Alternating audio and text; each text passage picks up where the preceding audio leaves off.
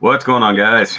It is the Sunday evening live stream and review discussion of the latest episode of Gundam Build Divers. And of course, with me as usual, RODIMUS13. that guy. Did mine Recording just... from the shelf space. Wait a minute, it's usually backwards. It's normally me trying to figure out which... This time it's actually that way, like it should be. I don't know. It's your broadcast, dude. I don't know. We've already had some technical issues so far. But guys, hi. Welcome, everybody. Welcome anybody who was in the came by the stream last night for the weird Discord chat. That was a mess. But I know that Jack of Blades, Riser, a couple other people were there. I see Totally Not Marlon, who's been sitting here for a while, like 6:57. You made a comment. Ryan Walters, thank you. Yes, guys, hit that smash button or hit that like button, whatever. Smash a like button. Hit like, smash subscribe, tap bell. Ding the bell, ding it. And anyway, we tend to do these things almost every Sunday.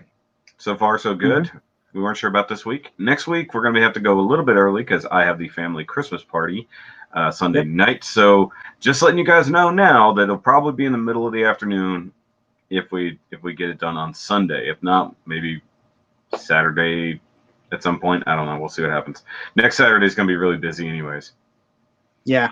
Unless you guys somehow end up coming over to hang out too, we can literally do it live here in the cave. You're already going to be up here. But all right, we got Arturo J. Briano. What's up? Jeremy Osha, Rexia. All right, so this past week was a little bit weird for me, work-wise. I figured it'd be really busy, and it wasn't. So I had a lot more free time to work on other things, like editing videos and building stuff. Nice.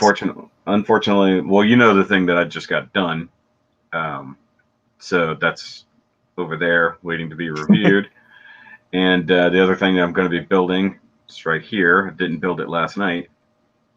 Kind of forgot to. And then I have another thing that the patrons are also going to see early. So, by the way, guys, if you are a Patreon subscriber like him, I have been posting more things, but seemingly nobody's seeing it. So, Steel Angel John, I'm looking at you. You're like my top Patreon guy, and you miss everything. And I don't know whatever happened to Heather. Still contributing, but never checks in on anything. So they got to have the final Patreon pick of the year. So the final review will be something they picked, and that's what's right over there. And then some other cool things that they get to know about that none of you newbies get to see. So if you want to, go join up on the Patreon for as little as $1 a month. It's good stuff. Yes. So what's happening with you lately? Let's see. This week has been kind of weird where it's been light at work, except when it's not. And I've had this logo design project that it was doing just fine. It's for a major player in the district. And everything was doing okay until like maybe a couple of days ago. And the changes that have been requested have been weird ones, and at one point I had to like get up from my desk, go over to one of my coworkers and just rant for like 10 minutes because I was so frustrated with You're just so done. Yeah, pretty much. Yeah, I remember you telling me a couple months ago about one that you had that they literally like you've got it almost done and then they just changed like virtually everything.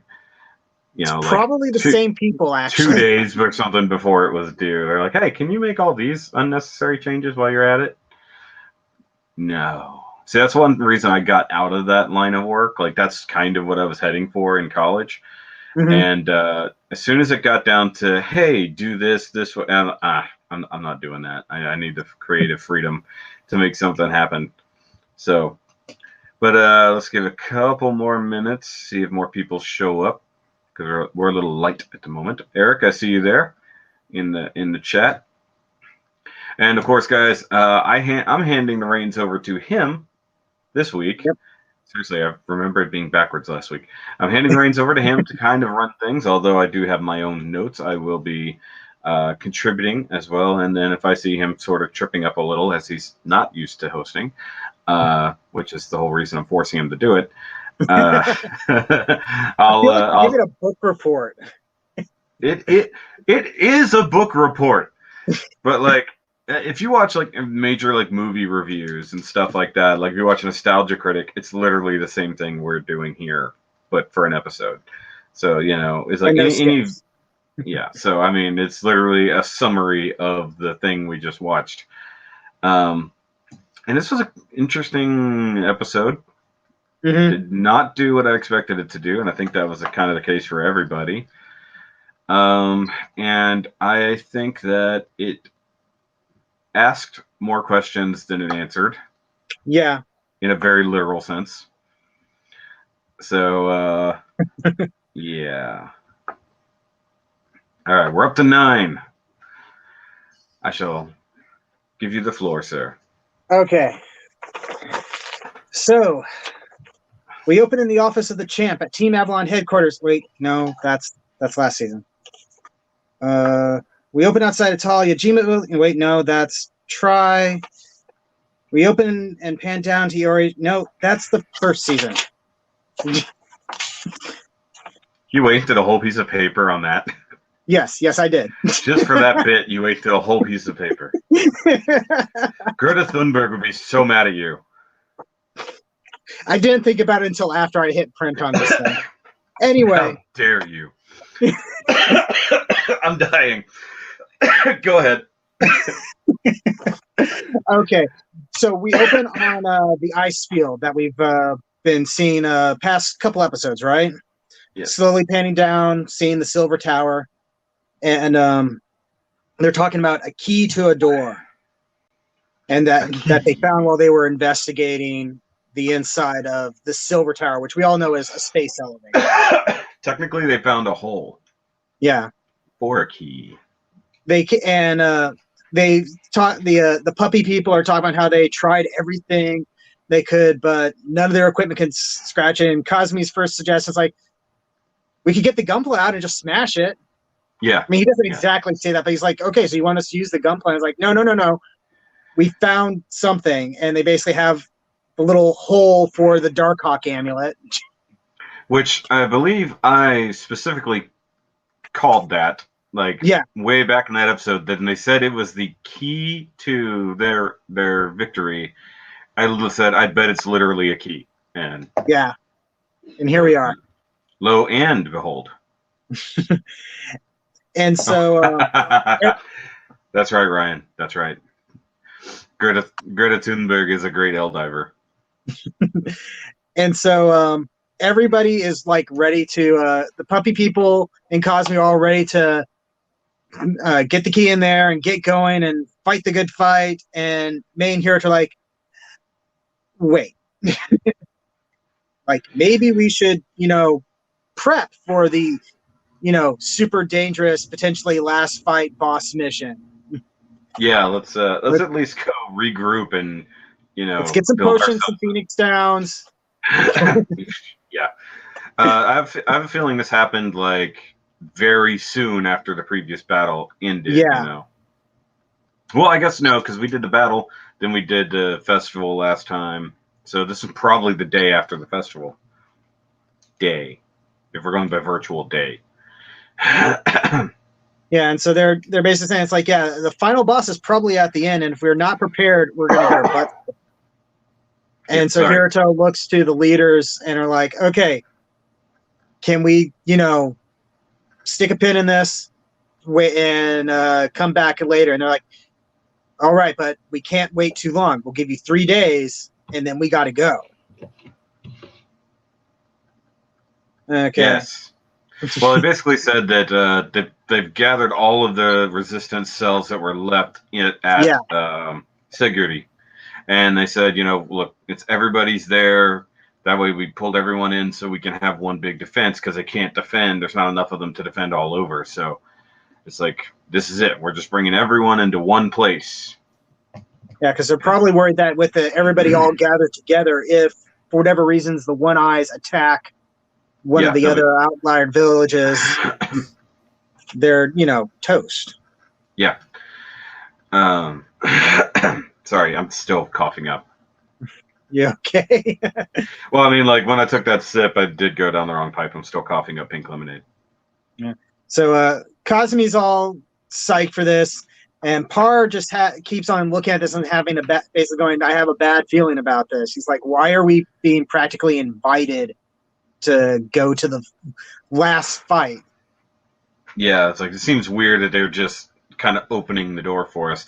And Hiroto even brings up the idea that they didn't really, or said it before, that basically they put up no fight over this place. You know, with the exception of the thing outside keeping people from getting there.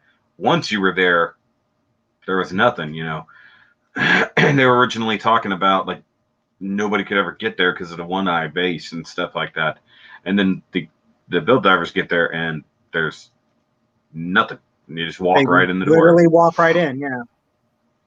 And so they're talking about it's like our last mission is in space, and I think last mission is the name of the episode, right?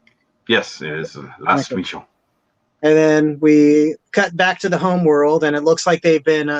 I couldn't, because it's in Japanese, I can't read what's on the screen, but it looks to me like they're basically doing practice battles or something like that. Probably protect or like go up the orbital elevator and fight things, because there's at least 2 series that have orbital elevators, so there's probably some pre-made missions based around that, I would think. I don't know. I when I saw that, I took that to be their current stats. Oh, okay. Because this was after the 3-day wait. So it showed a total score and then everybody's points they had earned so far for whatever. So maybe they had some practice battles, but yeah, we couldn't read all that. Yeah, and they're talking about the extra parts that they've got set up, particularly Par and Hiroto. Par gets all kind of embarrassed about it and stuff. Yeah, looking adorable. Yeah, because I mean, it was 3 days and he managed to get the custom work done. But then Hiroto even says, like, no, I actually kind of got started on that a while ago. I just now got to finish it. So I get the feeling he's like saying that trying to like make him feel better or something like that. Well, I get the idea that even when he pulled out like the Mars 4 armor the first time, like not all of the planet armors were finished. We already saw him make changes to the V2 when he got that long range cannon, stuff like that. I did want to point out that whenever we went back to like the main hub, we actually see the Archangel flying in. Oh, I did see that, yeah. And we also get our Patrick. We get our Patrick cameo in the background. Oh, what was he doing this time? I missed that one. Standing there talking with some other people. Okay, so the usual cameo. Was he in his union, right? Was he in his regular uniform, or was he in something he wasn't else? in. I think he was just in some kind of weird outfit. Nothing even Federation or Union or whoever or HRL. He wasn't in HRL. I don't remember what faction he was in there. But I wanted to point out though, if you look at the stats, they do reflect what's happened so far, but the numbers don't make sense. It wasn't kill count or anything. Mm-hmm. So Cosme had 65, May had a 112, Hiroto had 143, and Par had 64. So Hiroto's still at the bottom of stats of whatever they were doing. But if you actually look at it, like the mission that they were looking at was like an SSS plus rank mission, like super hard. So maybe they were trying for a couple of days. We just didn't see that. But they also didn't say anything about practicing along the way. Gotcha. Okay. And then we see them actually get a notification about the mission coming up, which we haven't seen that in a little while. Yeah, it actually kind of summoned them. Which I thought was kind of interesting because it feels like the last few times, it feels like as soon as they got together, the system was like, oh, you guys are together now. Bye. And then they get teleported. I think that was what, like, if they were running late in that case, or those missions were like super timed. This is kind of in your own time. Like, you can only proceed after you put the key in. It's not like you put the key in and then waited, you know. And then Patrick was wearing a dress. That's what I thought. Have you been putting together that picture with all you need to do that? I will. I'll go get all the Patrick cameos together into one thing, but I think I'll wait until the season break, so to speak, or the mid-season pause, which we're about to anyways. Yeah. See, like, I doubt he'll be in next episode unless we actually go back to normal GBN. There might be some if they wrap things up next episode, which it's episode 12, right? So Yeah. that's the usual core, I think is what they call it, KORE. Stopping point, yeah. They'll probably have like some sort of epilogue thing where they're at GBN or something like that, and we'll see him in the background. Yeah. Here, though, we'll just see him randomly floating through space. Yeah. Anyway, so when we get transported back to the world, we actually don't follow them. We see those two guys who I'm blanking on their names. I just call them the idiots. Yeah, They're just the idiots. Yeah, pretty much. And they're carrying a crate, complaining about how heavy it is. Yeah. That's going to be completely unimportant later on. I don't know why I even bothered mentioning it. No foreshadowing, no hinting at anything. It's just a heavy crate about vegetables. Just carrots. Yeah, and then we go to Jed. Is that how it's Jed? I can't remember if it's Jed or Jeb. Anyway, and he's talking to Lionel. Lionel. I have Lionel. I think I had Lionel written down first, and then I saw his name spelled out, so I switched it. Yeah, Lionel spelled Jed. It'd be so cool if, like, when they do an English dub for it, if they could get either like the original voice actor or the voice actor from the remake to do the voice. That's going to be some random studio over in the Philippines, though, or something, I imagine. So, who knows? Anyway, so he's talking to his sister and the little kids, basically doing the saying goodbye, I love you. Not saying that this may be the last time I ever see you guys because I'm going on a big, dangerous mission that might result in my untimely death. Pretty much. Yeah. Because of all the death flags last episode. And the ones that just keep on coming. Yeah. But I want to. Okay, so hold on before you move on here. So because because this was just a puppy people moment that we got to watch. It was kind of the weird thing. So Freddy, Jed, and Maya are all siblings. That's what they seem to indicate. They all three have different tails. Like Freddy's is big and fluffy, Jed's is sort of smaller but still kind of fluffy, and then Maya's is very cat-like, like super slim cat-like tail. Yeah. So, and I think she even's got a couple rings on it too, if I paid attention to that. But I thought that was weird. It's just like, are they related? Like, I guess if they're more dog-like and she's more cat-like, I don't know. It's possible that they have different parents. It's also possible that, we're calling them brother and sister, but in Japanese, they do use the term basically brother and sister to mean more than just, familial connections. It could be that they view themselves as family, even though they're not related by blood. It's possible. Because I don't think that Stola is part of their family. I don't think I don't ever remember them referring to him as brother or nothing. Just those. And then a couple of the little ones. And I think I want to say I remember in the subtitles he refers to Jeb as like Jeb Oni-san or something like that. Yeah. Probably. Anyway, he's like everybody's big brother. Yeah, pretty much. Yeah. Should be the part where Kazumi is remarking on that. Yeah. And judge the girl who I can't remember her name. The cat one the cat-like one you were talking about.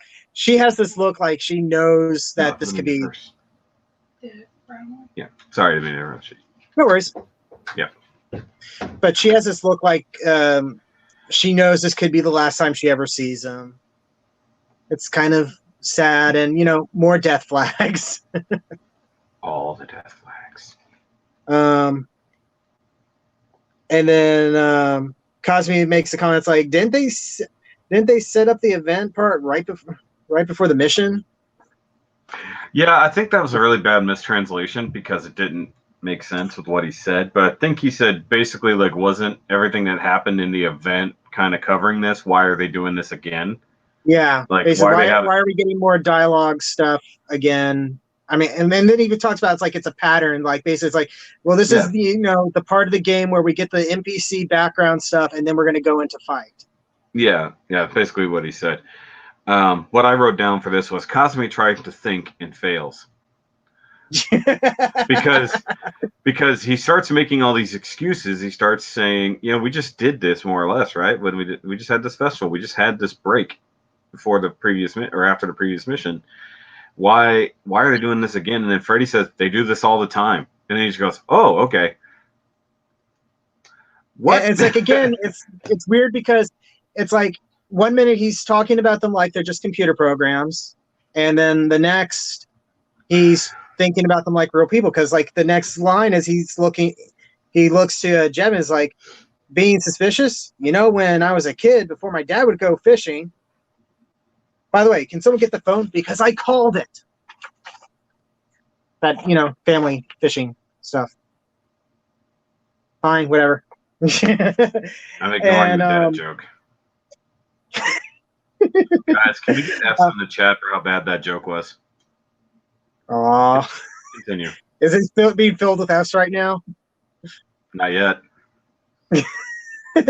Anyway, so basically, we get the confirmation that Kazumi is connected to a fishing family, which is what we were talking about last episode and a little bit of the episode before, if I remember correctly.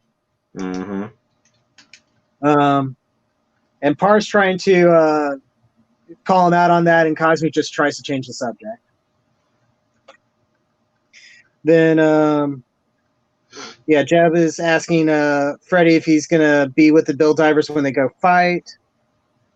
And Freddy starts getting a little defensive at first, and then he's like, no, it's okay. Go do what you're supposed to do, and that makes him happy. Yeah, he's like, I won't say anything else on it. He's like, you're like basically one of the Bill Divers. I didn't want you to fight, but you're in it now, and you're actually being useful to them, so I'm not going to say anything about it. And By then the way, Kazumi first... Huh? F's in the chat.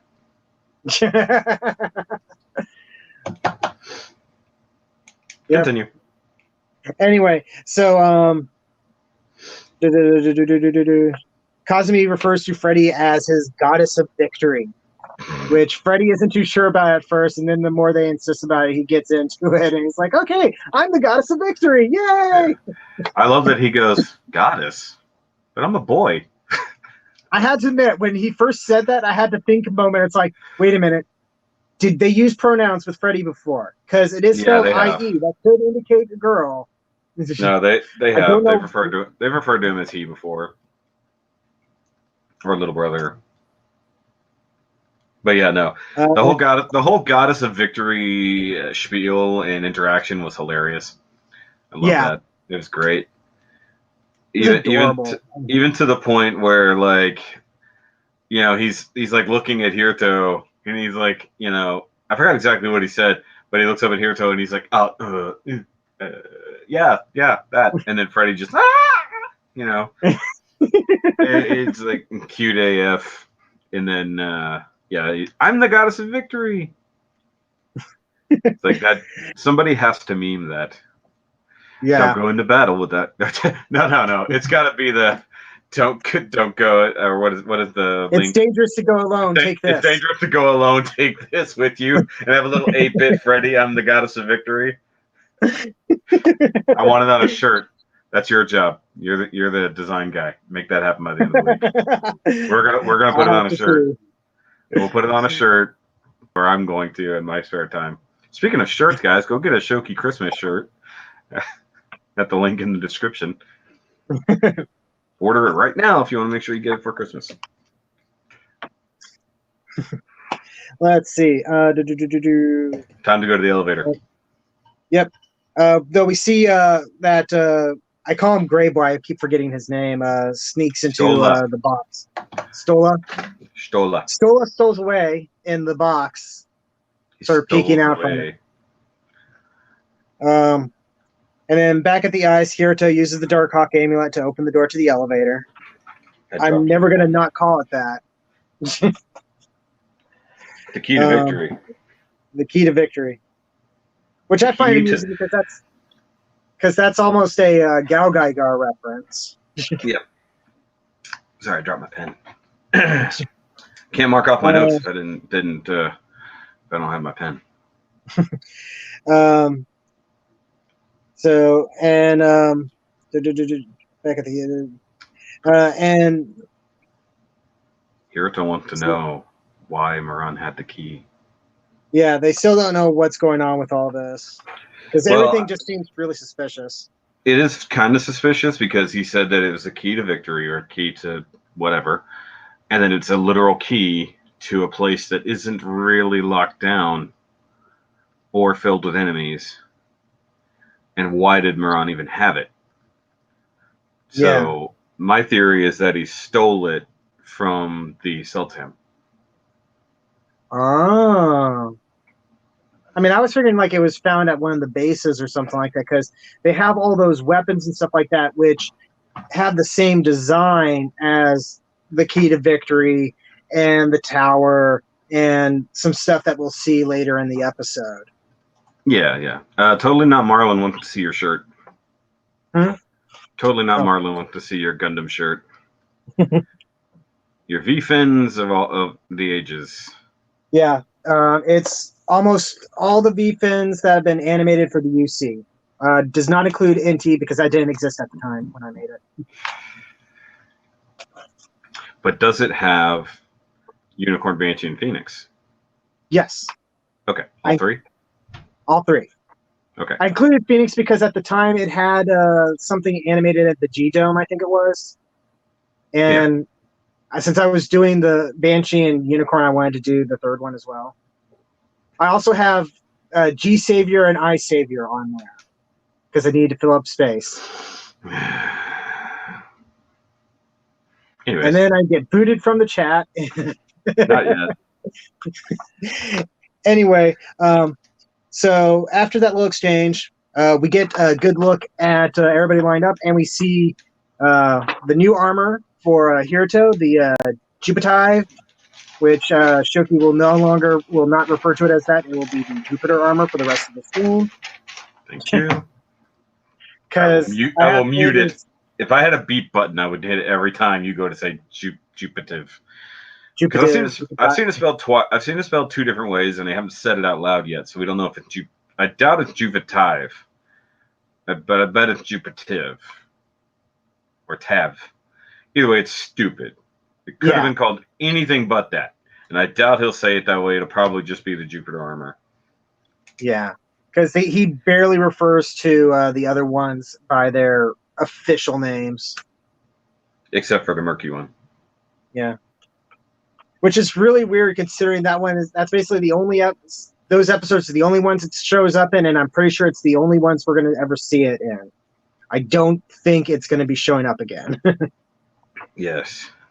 Which is sad because there's some things I dig about that, particularly when it has all its weapons. We also get to see the upgrades for Par's kit, which basically looks like his the dragon. What's that? What is it?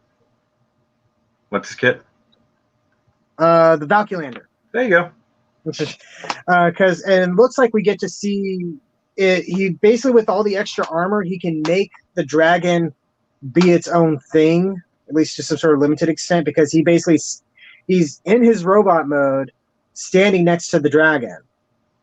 Yeah, it seems like a really stripped down version. Like it doesn't have like the head and the crotch and stuff like that. So, with the Rex, the Avalanche Rex armor, he has enough leftover bits, like with the new sword and things like that, to make the dragon separate. And have two sets of wings. And then we start seeing the elevator go up, and I laugh every time I see it because everything's really dramatic, and they're talking about going up, and the elevator starts going up, and it looks like the way they start it goes just so slow at first. And I'm just picturing like this is how to accelerate. I know. I just pictured like this is how it's going the entire time. Like it's just going to be this super slow elevator ride. They're just going to be sitting there bored, waiting for this elevator to take years to go up to space. Well, you got to think the closer it is to Earth, the slower it's going to go because it's fighting against gravity. You don't want to take off at full speed and put everybody under like 3 times gravity or more.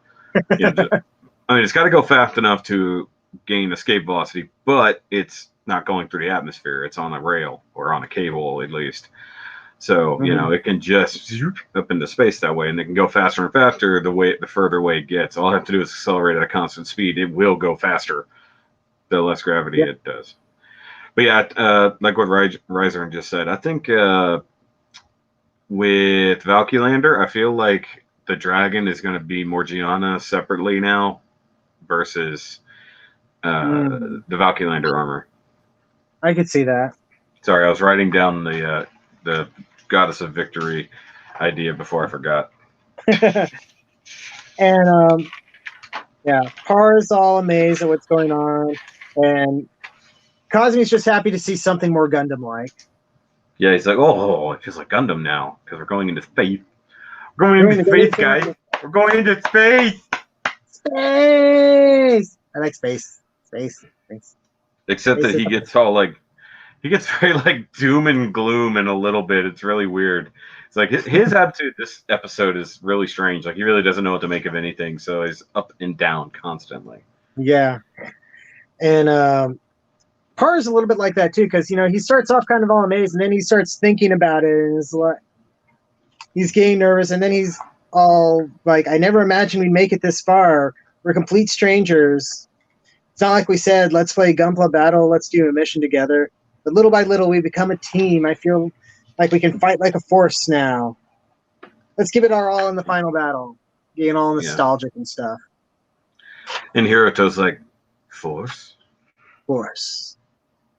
The energy field that binds us. Let it be with you. But could they telegraph a big enough thing that Pars might die next episode? He's the one giving like the big unity speech. Usually the person giving the big unity speech is the one who's going to die or be like in mortal peril. We already know the damage seems to be real. So if they get close to dying, what happens to them in real life? Yeah, so that they're not going to damage out of the level. And they're in space, which means that they have to be conscious of where they're at. Like, they don't want to go outside their Gunpla, basically, because there's nothing out there. They even touch upon that a little bit later in the scene. Yeah. Cosme starts getting all embarrassed over what Par's saying, too. It's kind of... Yeah. Oh, it's embarrassing. Funny. Stupid. Hiruto's contemplating teamwork. Hashtag dead Par. That's wrong. No. That's so wrong. I did like that the elevator does get up and past the main shaft, and now you can see out and actually look down at the planet. And they once again cover the fact that the planet is called Eldora. Yeah. Like we haven't heard that in a while. Like Freddy did refer to it as that like early on. Oh, I forgot about that. Yeah, like early on they talked about it, but I guess they thought that maybe the land they were in was called Eldora. But now I'm talking about the planet. And Cosme is such a moron. He's like, oh, I thought we were on Earth all this time. Yeah, on Earth referring to things that nobody's ever heard of. They're not humans, idiot. He's so stupid. They're aliens. The Eldorans. Eldoran. Oh, God. It's Alderaan. Oh, no. Oh, no. We'll get there. No spoilers. Freddy's wishing he could show everybody what was going on. And then at the same time, we see everybody looking up. And what I find weird is that we can now see the tower from that one city, which I don't think we saw that before. Nope, okay, you could not see any of that before. Like I said, I thought the same thing when I watched that episode. I'm like, they can see this. They can see the tower from like Siguri now. Like it used to not be visible. Maybe it changed once they got close enough to it or could get to it. Maybe there's fog of war lifted or something. I mean, it makes sense because an orbital elevator is something that would be visible from miles upon miles away. Yeah, especially considering it's white or silver. Like during the daytime, you would see that thing for like 100 miles. Well, and like I remember in Bubblegum Crisis Tokyo 2040, they didn't have an orbital elevator, but they had a similar concept where it's a thing that swings. and the sky. They called it the sky hook, and it would cast a shadow that they could use to help tell, and people could use it to basically help tell time if they didn't have access to a watch or something like that. Yeah, because an orbital elevator would cast a shadow like all the time.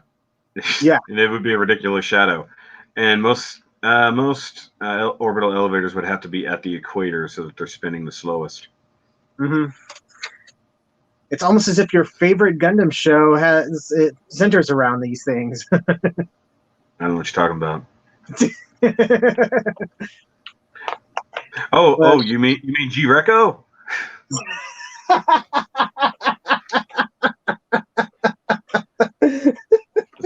Garbage ass orbital elevators. I eventually need to check out G-Reco. Wait, I'm trying to remember. Did IBO didn't have orbital elevators, did they? I don't think so. Unless there was something in season 2, which I don't remember that. Because I'm trying to remember when they went to Earth if there was an orbital elevator. They just used it. We never saw them leave or land. No, they just entered the atmosphere with a ship. That's right, to get down. I don't know about getting back up. Orbital elevators are good for getting up. It doesn't really make a difference going down if you have a ship. But anyway, that was just an idea.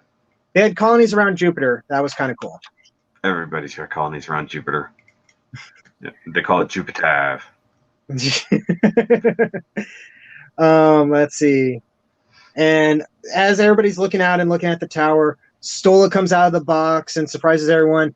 And he begs to be let in again after the dressing down he got the other episode and the heartfelt conversation he had the other episode. Yeah. And Jeb is just done. Jed with a duh. Jed. You keep saying Jeb. You must have Jeb written down because you keep saying it.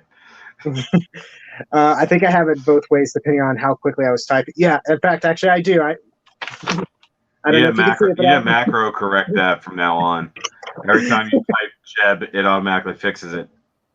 And yeah, he's not having it at all, and he is just so done with that. Especially considering everything that they talked about the other day. It's like saying, I need you at the village in case something happens to me.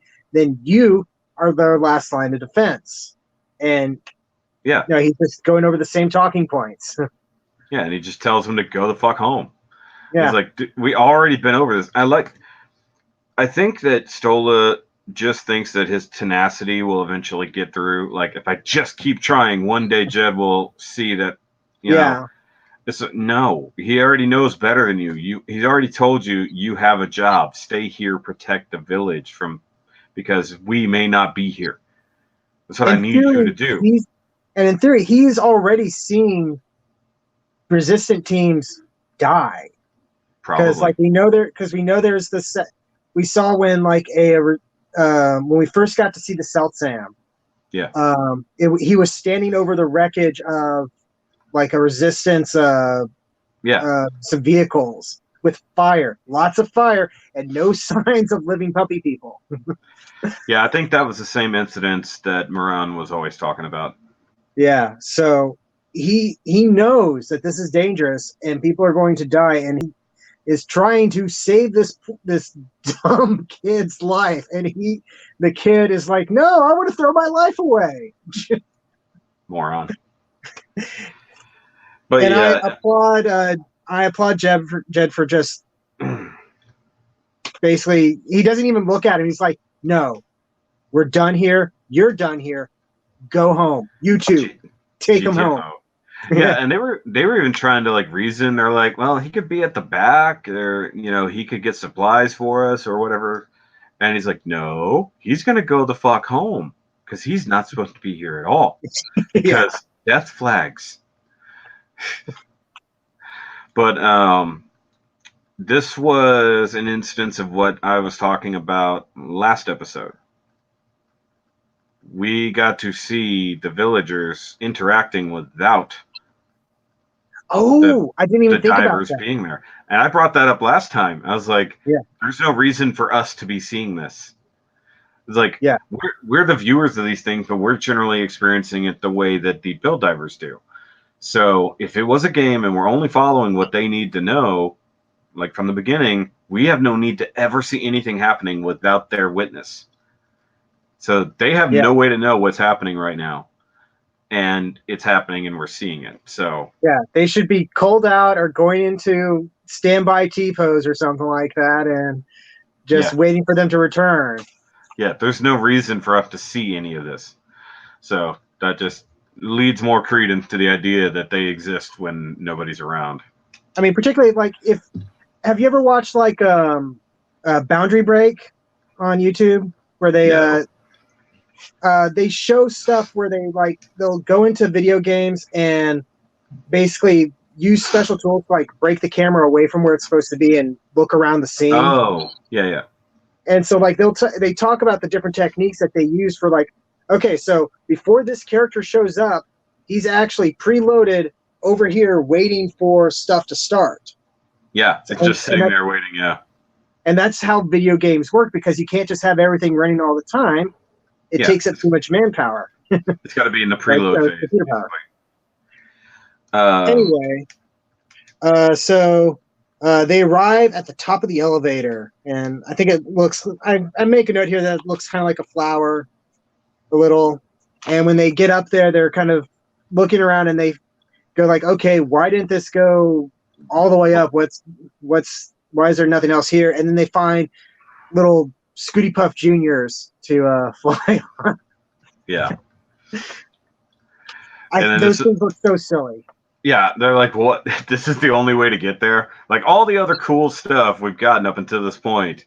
Yeah, just hold on to the single rocket, and it'll just take you over there. And the way Dom, in particular, holding on to that thing is just hilarious. Well, what I didn't understand, with the exception of Justice Knight, they can all fly. Hiruto really didn't need it. Justice Knight should be able to fly, shouldn't he?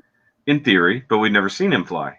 I don't think. I think he was always holding on. But maybe he did, and we just weren't... Like, I think he can do thing, but maybe, I don't know if he's not made for orbital thing. I mean, they could be... Because they also talk... when they get on there, they're concerned about, like... Because Cosme starts talking about, there could be a raid while they're going through here, and they're worried about basically drifting off course and... Yeah, they get float out into space, yeah. Yeah. But, like, Hiruto has his, flyer with him. Armor. He's got the space armor. He's got his Earth armor flying around in mobile armor mode or whatever.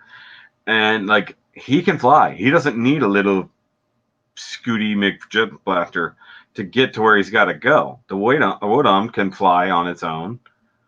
It's like well, I was trying to think. The Valkylander, I think the bot mode wrote a thing, but the dragon didn't. So the dragon could fly. So why wouldn't he just hitch a ride on the dragon? I was like, well, plus, and the Valkylander is based off of a GN-based Gundam. Yeah, which are like practically catered designed for space use. Yeah. But, like, okay, so Rexia is saying that they're guiding devices, like they were meant to specifically take them there. Which, I mean, makes sense because they don't know where they're going until it gets far enough. And then the purple lights start coming out of the thing. And that's when we see the base on the moon, which, knowing, like, perspective and stuff like that, that thing is freaking huge. The moon is insanely close to the planet. Yeah.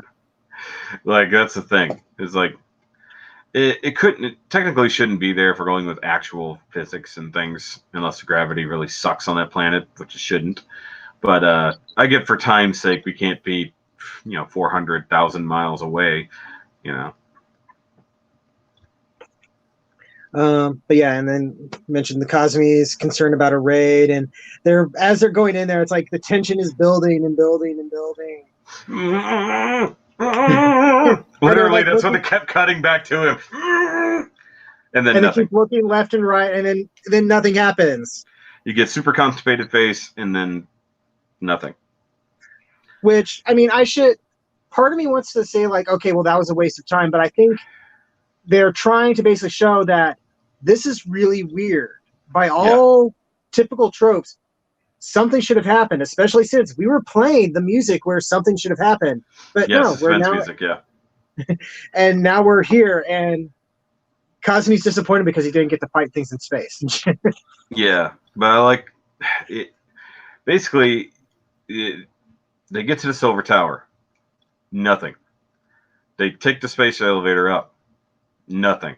They ride the little jets all the way to the moon. Nothing. Nothing.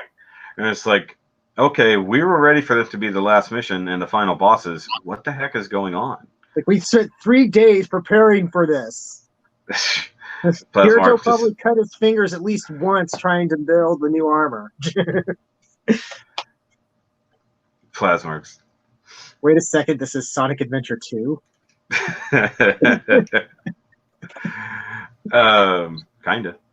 But I like that. Okay, so they get to the moon base, which is all perfect, nice and clean and sterile and weird, like most of the places they found that aren't overgrown. It's all the same design scheme all as well. All same designs, yeah. The white with silver and purple and that sort of brownish gray accents. But they get out and they're talking about it. They're all standing there talking about it in the hangar. And Freddy is freaking the hell out because he can't deal with no gravity. He's just like Freddy can't handle zero G well very well. But they get him settled and they start exploring through the base. Yeah, I like Cosme's like, usually we go through things like this. Yeah, talking about the handrail things. They have the handrail pulling them along, and I thought the same thing. I was like, well, if this was 00, they would have those. Well, or UC had that. UC pretty much every Gundam series that takes place in space has that at least once. I lost my place. Okay, Freddy again feels like they're being invited in because they're going through the doors and they're just being led further and further in. Yep. And then eventually they get to a point where they kind of set down on the floor. I don't know if it's because gravity suddenly kicked in or they just they're at a resting point, so now they can sort of set their feet down. Well, the thing that happens next is the part that is really stupid to me. So this big old door opens up in front of them. Mm-hmm. Stairs. In a mostly weightless environment. Stairs. So it's like, is it supposed to have heavier gravity or not? That's kind of weird. So virtually no gravity where the dock is or where the hangar is. Partial gravity in the hallways. More gravity when they get to this kind of control room that they've suddenly discovered. That has stairs. Got the suspenseful dark stairs. Like a video game. Let's see. Yeah, and they walk up leading to a huge room with hundreds of screens, all showing the world that they were at, plus like GBN all over the place, because you're seeing all sorts of different custom Gunpla fighting and blowing up and doing stuff. It's something that if I had more time, I would. What's that? There was a custom age Titus. I saw that. That was one of the things fighting on the screen. Doesn't look like something from Seed, like riding on a Skygrasper. I think I think I saw like a Gen or something like that from Seed or something. Possibly. I couldn't tell what it was. It was very grainy. Yeah, it's one of those things where I would love to pause and like go frame by frame and just analyze everything, because there's a lot of cool detail in there. And I feel bad for the animators who made all this stuff only for it to appear a fraction of a second in a fraction of the screen. Yeah, but at least they can loop it pretty easily. Very tiny short animation. But what I found interesting, so you see on the walls, when they walk in, there's screens everywhere. And they're showing different scenes of Eldor, usually places that they've been. The jungle, that one-eye base, a few other places, I think even Siguri. But the floor that they walk up on is the one watching GBN battles. Oh, I didn't notice that. I mean, I noticed that it was showing both, but I didn't think about that they were showing different things at different points. So the two side walls were showing scenery, like security cams almost. And the bottom was just watching GBN battles. It was weird. Yeah, and and everybody's kind of going, "What the hell?" And Freddy in particular, I keep on getting this vibe that like he's seen all this, he's seen all the screens, and I think pieces of a puzzle are starting to come together in his head about the true nature, quote unquote, of their world. Maybe, but maybe that's just the vibe I got. I didn't really get that vibe. Like, 'cause obviously everyone was confused about what was happening here, especially when a weird pink glowy person shows up and starts talking to them. Yeah, and he goes, "Welcome back." And then they cut to a commercial break, and when they come back, Kazumi's like, "I'm back." And he's like, "Wait, why am I back? Why am I saying this?" I thought that was kind of a fun little quasi-meta moment. And I didn't see that.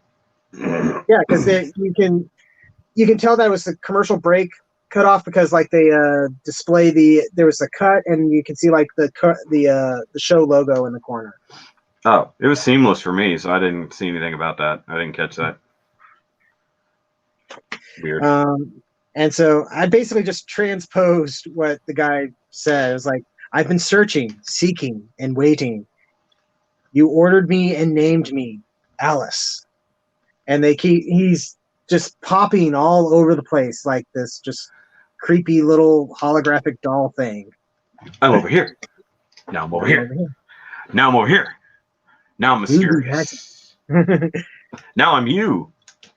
Yeah, it's like, "I've been protecting." And they're like, "Protecting? What? Why?" It's like, "Have you not returned? Are you different ones again? Just when is someday." Now, one thing I wanted to bring up, I brought it up before we started rolling. The name Alice. Like, they spell it A-L-U-S. But it doesn't say, like, Alus. He almost says it Alice. Like, Alice. Yeah. And with the way that, like, the world is sort of turned on its head after passing through this gateway, are we through the looking glass here? Plus, I mean, you could almost see what's the world Eldora as itself as Wonderland. Yeah, Underland. if we're going with new continuity. Yeah, but the idea that he said, you said that it seemed like he was having a one-sided conversation, like we were missing the other side. It really felt like that to me. To me, I think he was not having the conversation, but running over it again. Like, basically you said you'd be here someday, or someday my job would be complete. Yeah. Why have you returned? Or why have you not returned? Are you different ones again? Obviously, all these things implying other people at some point have been here. For good or for bad, other people have come here for the same reason. Yeah. And everybody's just getting really confused and a little bit creeped out. Cosme's like, we go all this way and this is the last fight. Yeah, exactly. This isn't the last boss? No, moron. This is lame. May seems to be the only one truly suspicious about what's happening and seems to have some semblance of an idea of what's going on. Yeah, and I get the feeling that she's feeling a little bit disturbed by all this too, more so than some of the others. Jack of Blades says he gives off a Devil Gundam taking everything serious vibe. Like then you tell him to protect the planet, so he wiped out civilization. Makes sense. But he goes on to say, "When I was awakened, eternity had already forgotten me." Yeah. So he's been around a long he, we don't have a thing for it, just androgynous. Or less than androgynous. But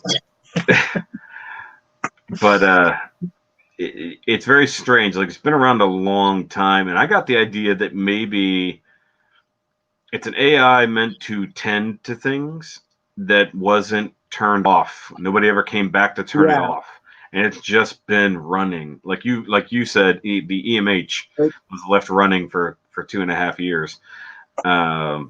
Another comparison would be in Sword Art Online. There was what was her name? Yui, the little girl that became the main character's daughter. Yeah, but Yui was more of a like an She was Eldiver. She was like a life form that developed inside the data well, flow. she was designed to She was basically a be like code for something. She's like a guiding thing. to help other players and stuff like that. They started feeling basically emotionally distressed and stuff like that, and then they locked her up, and she saw everything going horrible. Yeah. So it feels very similar to that. Yeah. Androius is saying Eldora means gift, right? I think so. I think Eldora means gift. In Japanese or in another language? I don't remember. He's not specifying, but he said it repeatedly. Maybe a reference to the Alice system from Gundam Sentinel, Which was a artificial intelligence based off of an actual person, if I remember correctly. which we've already kind of wondered if maybe there's Eldivers who were existing people or something else to that effect. But yeah, he's also talking about how there's another similar person, but that one was different. It's different. All of you. And then he starts like turning into everybody, being just taking that creep factor and turning it to 11, pulling the knob off, and then turning it some more. Yeah. Well, the really disturbing part, I think, for all of it is that his eyes are closed the whole time, but he's looking at them. Yeah. But then he also, that whole thing about there was another similar person. Thing is, who is he talking to? Yeah. We have at least 3 different types of people here. That's why I'm saying it feels like it's like this is a conversation he's had with somebody else, and we're only hearing his part of it. Yeah, but that's not what I mean. I'm talking about with the build divers in front of him, there are 3 types of people. We've got humans, an Eldiver, and an Eldoran. Yeah, and a puppy person. Well, that's what I'm saying. A puppy person, Eldoran. Or Eldoran. Eldoran. But what I'm getting at is is he talking about the other person? Was it an Eldiver? Was it a normal diver? Was it a puppy person, such as Moran? Was it the Seltsem pilot? Who is he referring to? Because they're saying they were different. So somebody came there probably for a reason, and was probably an asshole, and probably started issues. And we get a close-up of May when he's talking about this stuff, and she has this expression like she knows something is going on, or that like pieces of a puzzle. She's really like putting a lot together. Yeah. Rizern says a Dog City is Eldivers. Maybe we've already talked about that at length. Yeah. That they are definitely some type of electronic life form, whether or not they're actual Eldivers or whether they're something else entirely, but they are true living real life forms, not game characters. But I also brought up last time we needed to count the numbers of them and see if there's 80 some odd villagers and resistant members. But seemingly with everybody who was at Seguri before the festival, like all of the people who were there, like selling stuff, it seems like there's way more people that we know than we way know more about. than 87. Yeah. So, but yeah, no, they are electronic life forms. But he kept he goes on and he says, "Have you returned?" You know, as all of you are my, and then May karate chops him. But what was he gonna say? Yeah, and his next line is like, "Must I still keep on protecting by myself?" Yeah. And they're like, "What? What?" They're all still just deeply disturbed, deeply confused. Yeah, May's actually angry. Like she's getting really angry at this. But like, who is he waiting for? Like he's waiting for somebody to come back. The person who made him, or people who made him and left him there to protect, quote unquote, have not come back. Because it keeps talking about different people. So it does definitely recognize the people who created him. But not at first. Like you have to know. But is it a coincidence that he really thinks that this team might be his creators and they're named Build Divers? Yeah, because this kind of goes back to the fact that we haven't seen any of the Build Divers with a capital I, other than we did see a brief flashback where we saw Koichi and Subara or whatever his name is, though he wasn't part of the team, and we saw May in that scene, but that was ages ago. in theory. Maybe it's Riku. Well, we don't know who Celtem is because May threw out that name last time that nobody knew. Yeah. And then we get the big line that he says. Let's see, which one was that? Because I must still protecting. Is he mistaking us for someone else? No, I think he's confirming something. All of you are my, and then May chops him. But the next line, the next thing he says. All of you are all of you as well once again. May I ask who? I must not have that written down. Well, I skipped the part where May was asking him things, but he said, "Why are you with that thing?" Oh yes, referring to Freddy. I did bold that part. I have his line bolded, but I did have that one. And Freddy does not like the way he said that, and that's why I was thinking. Part of me thinks like Freddy suddenly pieced together. It's like, am I a thing? Am I not real? I don't know that it was. I think it was not that realization. I think it was just, why is he referring to me as a thing? Obviously everything he said so far has been very vague. This has been the one thing that is directed specifically at somebody who's with them.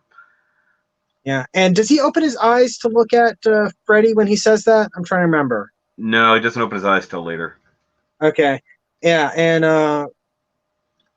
it's like, and Freddy's like, why did you say that thing? And he demands that he explains, why are they attacking him? They're just living their lives. They're being good people, living with the land nicely, living with each other nicely. They don't want to fight. They can't fight. Yeah. You destroyed what you're trying to protect. Why? We don't know how to fight. We don't want to fight. Please stop. Just stop it. Yeah. More precisely, he says, you're not protecting, you're destroying what we want to protect.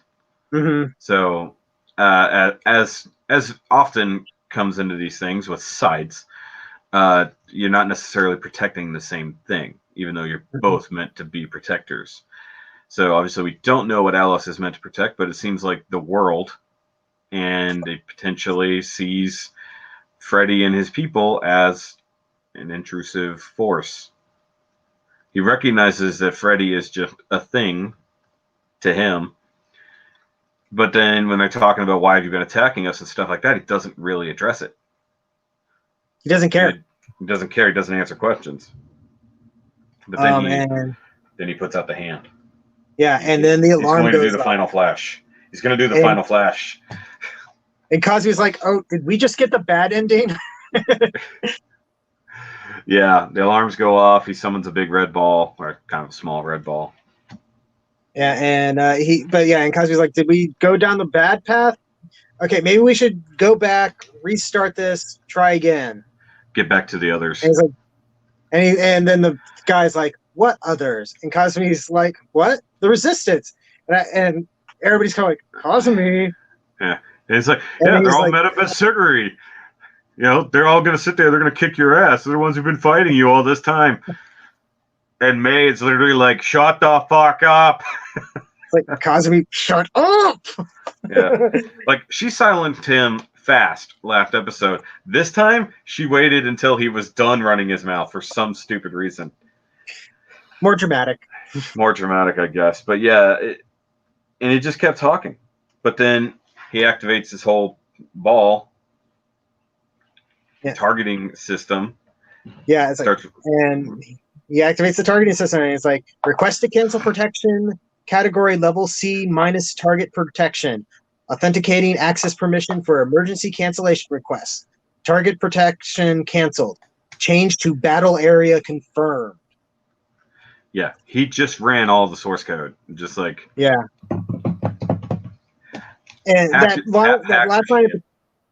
that last line in particular, the change to battle area confirmed, kind of reminds me of how in the first season, I think it was actually episode 1 where they the main character gets tricked into going into a battle, or to starting a battle with the guy who piloted the Blue Oni mecha. Yeah. Basically because they were just in a training mission, and then he cancels it and makes it go into a PvP thing. Yeah. Yeah, so but they had a brake decal, that's why. Yeah. Well, no, that was just he had told him to input a certain code, and Maggie was like, "Wait, no, don't do that. You're going to." And then transmission gets Oh cut off yeah, as he goes into PvP mode. that made him basically select a different thing entirely. Turned off the mission they were on. Yeah, that's true. Yeah. But And yeah, everyone is. basically, yeah. But I mean, like, because you see it like rotates the system and like planet spins, and then like zooms in on Seguri from a Yeah. satellite image. And it's like, okay, and we already know that it's supposed to have this like really powerful energy shield or physical barrier. So the protection that it had, he just turned off. Oh, I didn't even think about that part. I was just figuring it was like he's not supposed to be doing things against this world, but obviously something needs to be done to it. So let's turn off all these protection protocols I have. Yeah, so basically he turned off the protection that was there. Seguri was meant to be a protected area, just not for them. They just Oops. happened to be able to get there.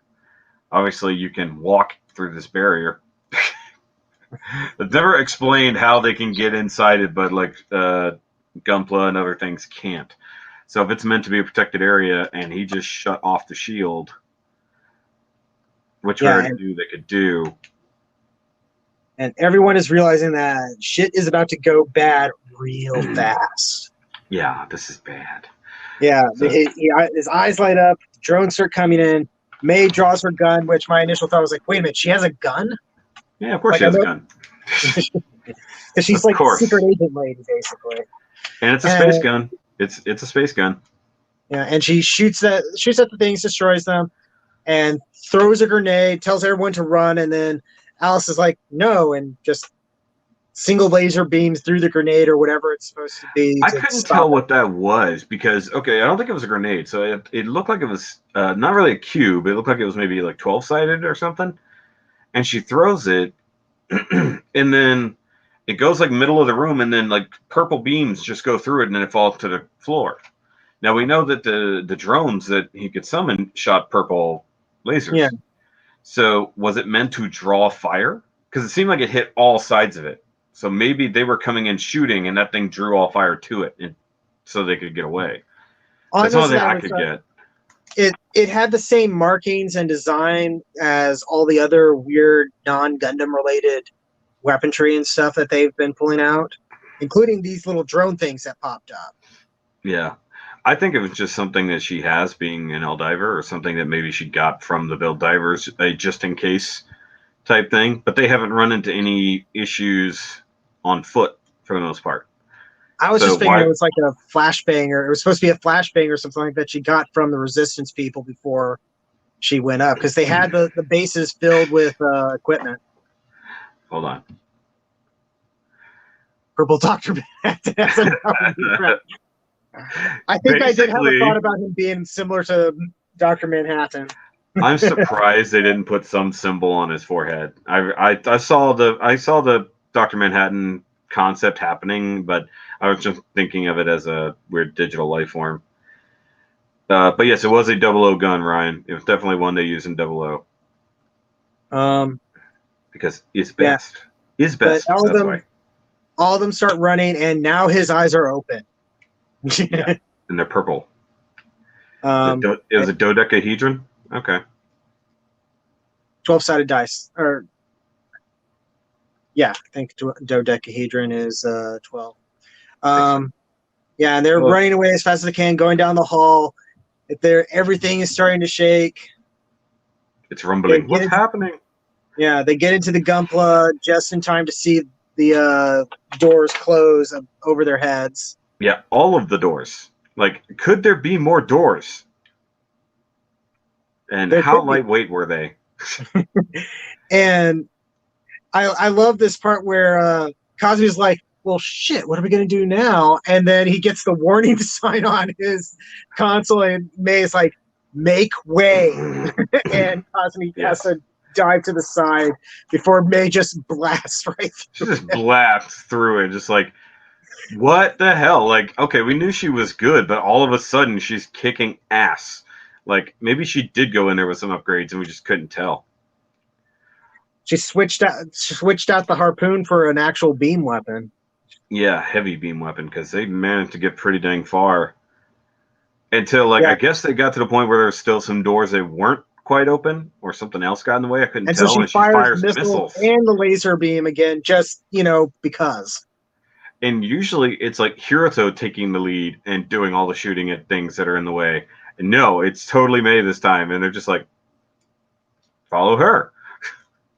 Which again leads credence to this idea that Mei, at least to me, that Mei is putting together some stuff that's going on. She knows what's going on, but there's no time to tell anybody right now. Yeah, this is not the time for explanations. This is the get the hell out time. No time for an info dump. Let's escape with our lives first. Yeah, exactly.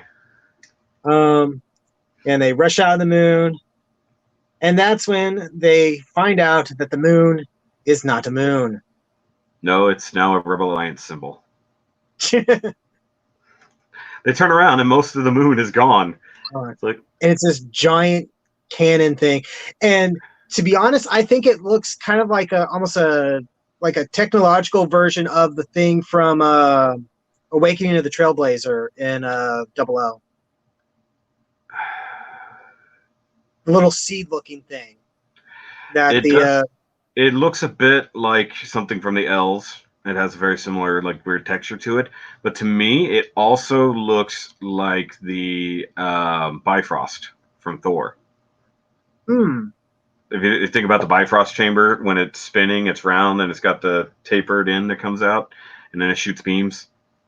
Also, is anybody else thinking about Beast Wars during this? A little bit, yeah. That was 100%. Yeah, strange, semi-alien characters overseeing the world. There's a secret. After a really weird conversation, suddenly decides, hey, I'm going to activate my giant supermoon weapon. Yeah, it is. It's a little Veda-like. It's a little bit like some of the celestial being technology, and it's very similar to the L's technology as well. So, I mean, obviously this series takes a lot from Double O, and so far there's been a lot of things very similar to that. Don't they share some people, like creative-wise? No. Yeah, I don't know these things. I don't try to know these things. You need to know these things. No, I don't. But the get out, and I love this scene. So when they first back out, they're like right at the base of it, so they're just seeing like the giant ball end, and it's going up that way. And then they zoom out, and you see the whole thing. It's shaped like a big E, crescent moon, like a crescent moon with an E with a coming out of it. And then it goes to the computer screen back where Alice is controlling it, and then you see it start to rotate. Yeah. Like, oh, that's probably not good. Yeah, I remember when I was seeing that for the first time, like, oh, crap. It's like, well, yeah. Got to turn the space station to take care of the things that are over there. And he said, how long must I, ... Yeah. And that's his last line for the episode. Yes. But is it how long must I protect? How long must I wait? But I think the most important thing is the next thing that happens to our diver friends. Yeah, they suddenly get a notification. Enemies are here. More enemies. More. How many? Then their system breaks down because there are too many enemies for them to scan. They hit the display limit. Literally, it's a display limit. Literally can't see more things than this. You better go get a strike freedom because it's the only thing that can help you. They have a justice. No, we need a strike freedom. It's the only thing that can target everything on the screen and kill it when standing in one spot. It's like, damn it, Cosme, you customized the wrong kit. There you go. L-divers are just the things that Virtue Pilot is from Double O. No, that's not true. Double O no, I like that. Double O no. Can't remember the names. It's Innovato.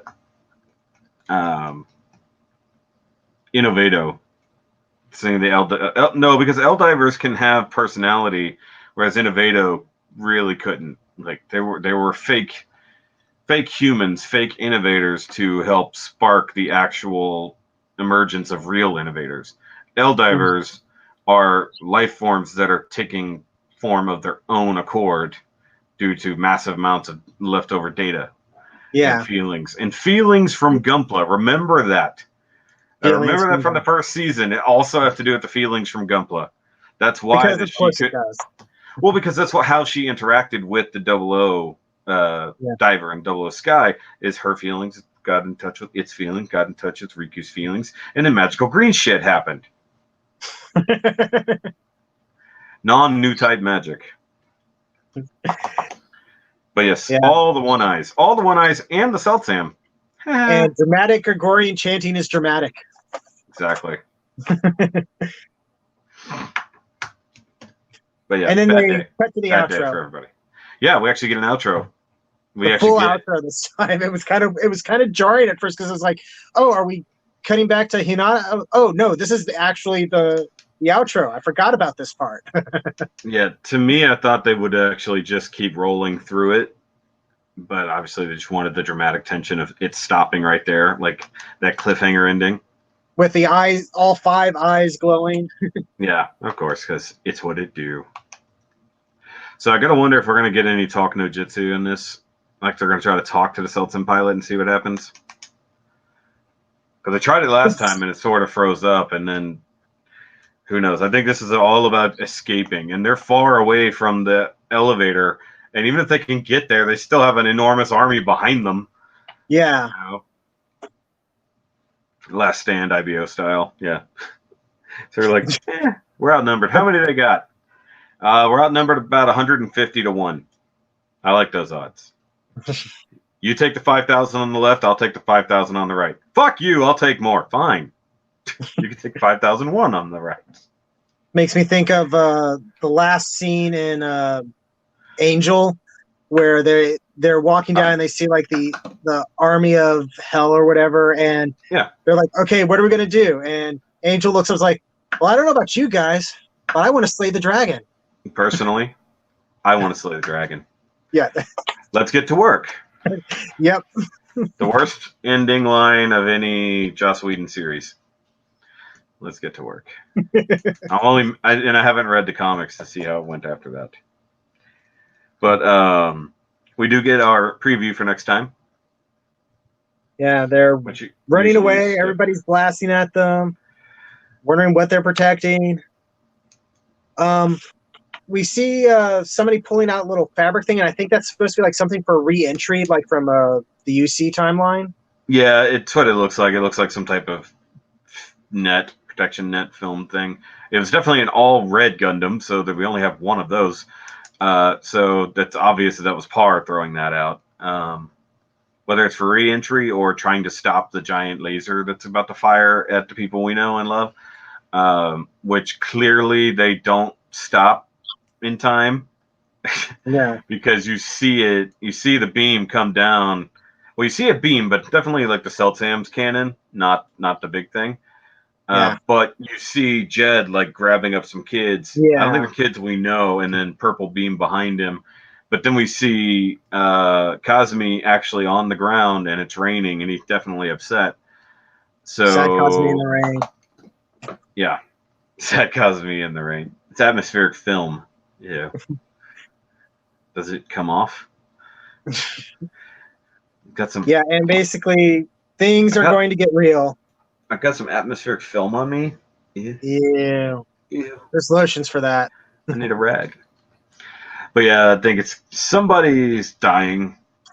But if it's targeting Seguri, that's where all of the resistance is, with the exception of the leaders who are at the Silver Tower. Mm-hmm.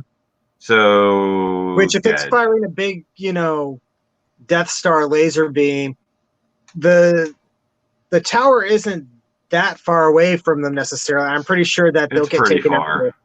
I mean, it's far enough that all you see is the spire, but I don't think it's a gigantic cannon. I think it's a very focused one. Like Memento Mori from 00 was big, but only like a couple miles wide. At its max, something like that. Big old makes a giant hole in the ground for sure. Like they wipe out a city, but not the whole planet. But yeah, a lot of people are going to die. And then they're going to blame the build divers for not protecting them. This, that, and the other. And Freddy's going to be like, no, they did everything they could to help us. But this strange pink person who doesn't know what we are is attacking us. But You're like, probably describing exactly what's going to happen, Shoki. Yeah, I know. But like, how are they going to get out of this alive? Like, I mean, other than diving straight at the planet. I mean, if they're getting like basically for prepping for re-entry, I think that's part of what they're trying to do. Yeah, but I mean, they could always stay close to the tower. Like, I mean, like if they could get to the silver tower, they just have to fly down it.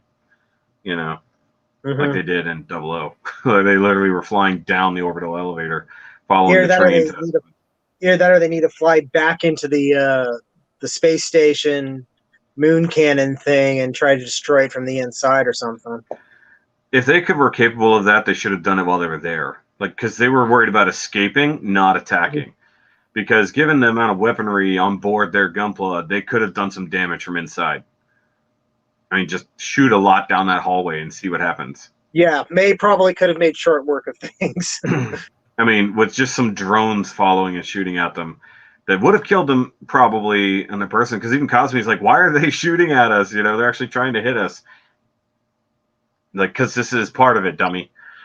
It's not just things you do in your Gunpla and it's over. So, I mean, like, they could have done it. That should have, you know what? They had grenades, they had bombs, and if they blew them all up in that one base, why wouldn't they bring bombs with them? They didn't know what they were getting into, but they landed on a base. I would have brought bombs. Mm-hmm. They should have turned the Xbox off and back on again. Rage quit. Nope, I'm done. Well, we already know they can't just log out in the middle of the mission. They damage out, come back, and everything's destroyed. Yeah, but the thing is, they can't damage out. Like, we've seen their Gunpla get almost to the point of almost non-functional, and they didn't damage out. We've seen Hiruto take physical damage, get knocked unconscious, and he wasn't taken out of the game. Yeah, they made a specific point to mention that, hey, we've never actually damaged out of this thing, I don't think they would have phrased something like that if it weren't important. The key point, yeah. They wouldn't say, yeah, we've never damaged out. That's odd.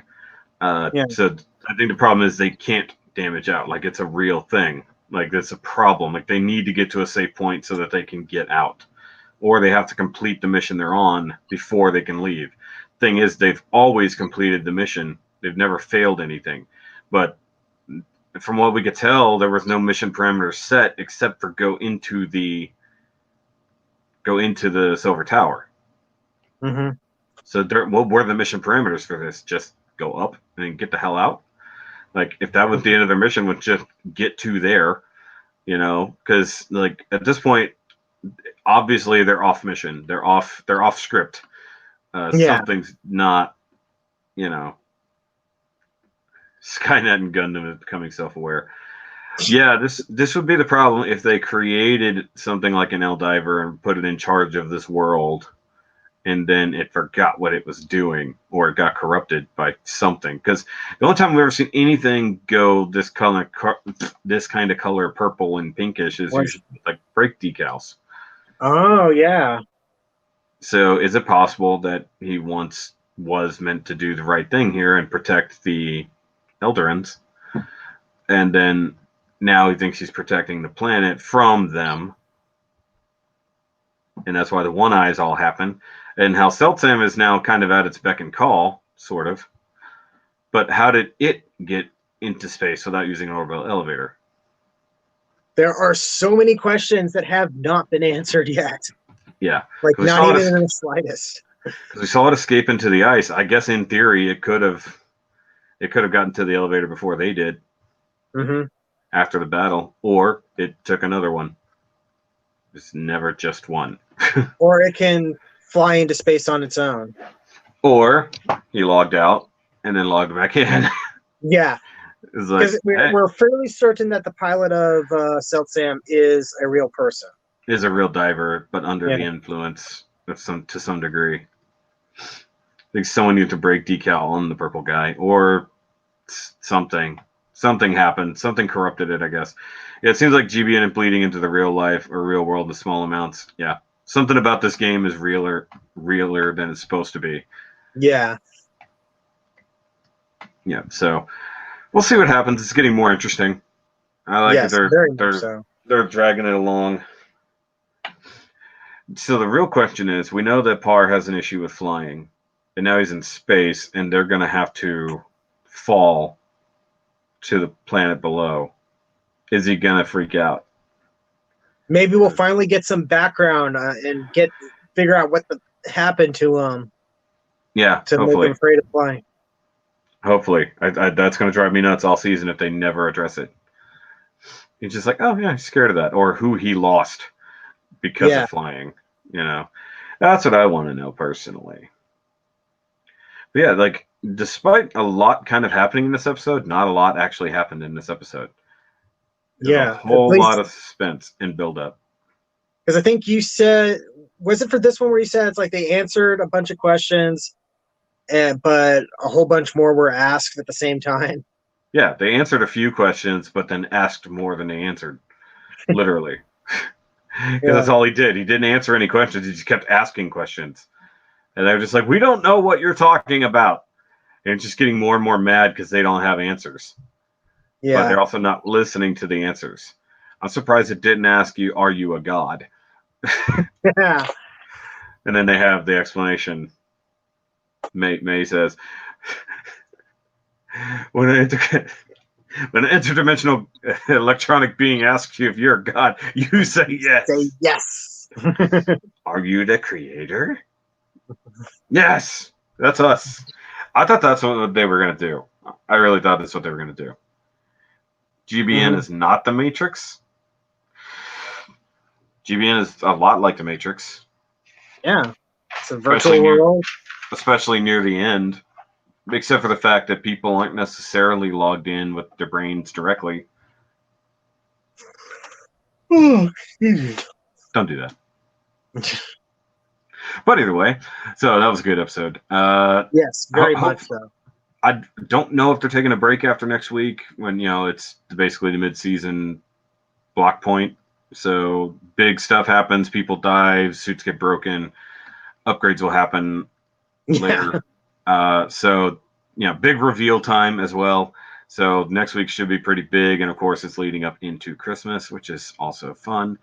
So either we're going to be doing it on Sunday early in the afternoon, guys, because of my schedule. We have a family party at night, or we'll find someone else to do it. He's actually going to be up in my neck of the woods Saturday afternoon for a build meet. So maybe, hopefully at least, maybe we can arrange something. Because it'd be really convenient to actually be here talking about it, because then we could just go off one set of notes. 25. Yeah, I think it's actually the normal. I think it's the 25 episodes. I don't think it'll go 50. It's not being built to be that many episodes so far. I don't think did the first season even go? No, first season was 25 or 23. Yeah. But either way. So guys, if you have any other predictions as to what's going on, leave them in the comments or in the chat down below. And of course, go subscribe to this guy right here. Please. The link to his channel is in the description now to all of these videos. So if for some reason you're not subscribed to him and watching his Build Diver reviews, because he's reviewing the kids, not me, him. Yep. I have the review for the V2 Gundam. Sadly, will not be going up Monday, but most likely should be ready to go by Tuesday. There you go. And I will have a builder showcase, a very long builder showcase going up tomorrow at some point. If I can get it uploaded tonight, I will. But it's on an incredible, like the most incredible build I've ever seen. So it's a long one, but it's going over the entire build process. The guy talks about the techniques he used to get there, shows off along the way virtually everything he did to make it happen. And for those of you who have a lot of questions about building customs, about painting things, about wiring up stuff, about building dioramas, it's all there. So by all means, when it comes out, hopefully tomorrow, watch the whole thing. It's a very interesting interview and very cool, ridiculous custom. Like I sent you pictures of it earlier.